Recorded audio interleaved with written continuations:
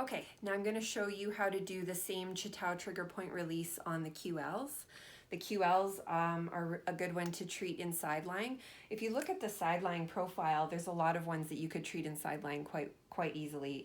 Intercostals, the lats, the glutes, TFL, definitely. You could try subscap in this position if you wanted. Like I said, you could try subclavius here in this position. You could even treat the upper traps.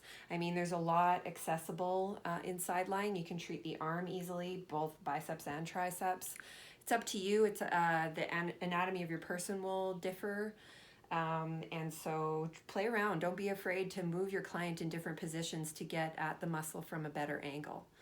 So the QLs, I love treating these in side lying. I find it very effective. What I've done, you can see here, is I've placed a towel roll under Paige's side, and that's already going to put her into a little bit of a stretch there. So that's easy enough to do for a Chaitow trigger point release. I will even put a towel roll there even when I'm not doing Chaitow specifically, because otherwise sometimes when people are laying on their side, the hip has quite a crease there and it's harder to get into that area. So if you put a towel underneath, it opens the space up there. So a nice idea for side lying treatment. So to find the QLs, we can start at the ASIS and we can palpate up the iliac crest till about the midpoint.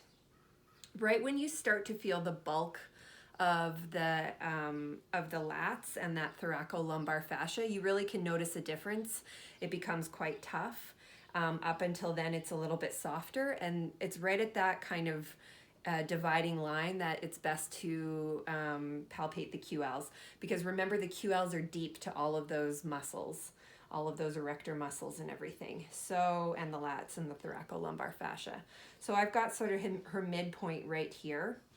And I'm gonna come, do you wanna come around this way?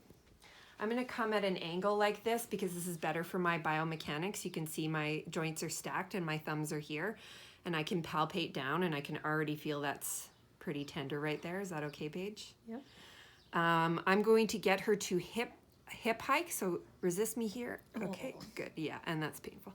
So if you get them to press up, that does the unilateral side bending, and this will engage the the QLs. So we found a point here.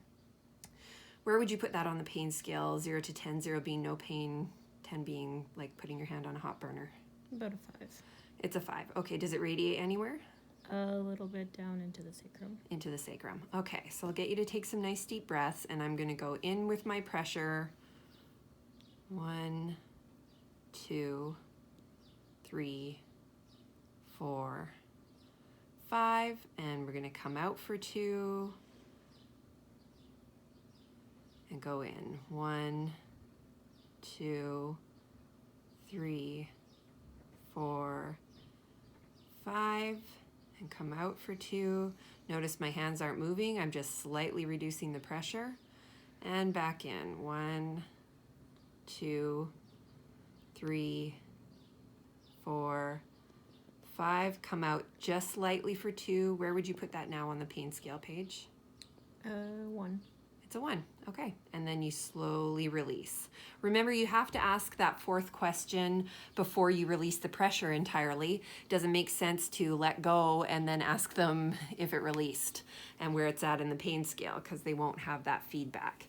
And then remember, you need to flush out this area. Do lots of good massage in this area. Throw some heat on there and then flush it out again.